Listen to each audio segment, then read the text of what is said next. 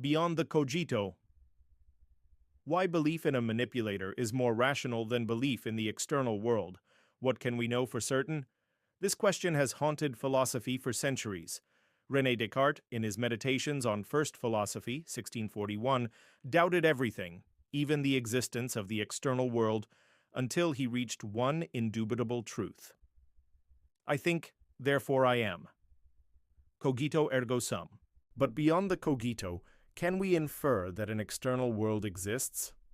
David Hume, in An Enquiry Concerning Human Understanding, 1748, warned us that such inference is unjustified.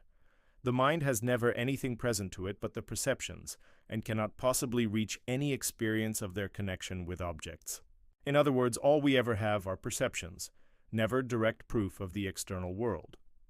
Centuries later, Bertrand Russell, in The Problems of Philosophy, 1912, admitted the same difficulty. It is not by argument that we originally come by our belief in an independent external world. It is instinctive. Thus, belief in the external world is not rationally provable. It is, at best, a natural faith. Why? Because to assign probability, we need a reference class, a set of possible outcomes. But what is the reference class for the existence of reality itself? There is none.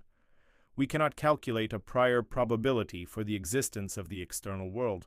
However, what we can analyze is the data of our perceptions and memories. These may be faithful records of a real world, or they may be manipulated. Hilary Putnam, in his famous Brain in a Vat thought experiment, Reason, Truth, and History, 1981, described the possibility that a human being might be nothing more than a brain in a vat, connected by wires to a computer which produces electrical impulses that stimulate the brain. Nick Bostrom, in his 2003 paper, Are You Living in a Computer Simulation?, sharpened this into a trilemma.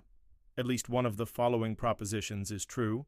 1. Almost all civilizations go extinct before reaching technological maturity. 2. Technologically mature civilizations are not interested in running ancestor simulations. 3. We are almost certainly living in a computer simulation. Why does this matter? Because unlike the external world, the manipulation hypothesis can be evaluated probabilistically. Consider the fine-tuning of the universe. As physicist Paul Davies observed, the impression of design is overwhelming. The fundamental constants of physics are calibrated to impossible precision, as if adjusted by a mind. Richard Swinburne argues in The Existence of God, 1979, that improbable order counts as evidence for intentional design. Or consider improbable synchronicities, meaningful coincidences that defy chance. Carl Jung saw these as a causal connecting principle. They are suggestive, if not demonstrative, of manipulation. Thus, while the existence of an external world is beyond verification, the manipulation hypothesis is open to probabilistic reasoning. Evidence of order, tuning, or synchronicity counts for manipulation. Absence of such evidence counts against. This is not a traditional proof of God's existence. It is instead a reframing of certainty.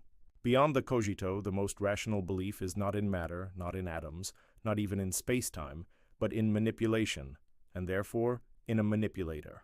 Formal syllogism. P1. The existence of the external world cannot be verified nor assigned a prior probability. P2. The existence of manipulation of perceptions can be probabilistically evaluated through evidence such as fine-tuning, order, and synchronicity. P3. If manipulation exists, then a manipulator necessarily exists. P4.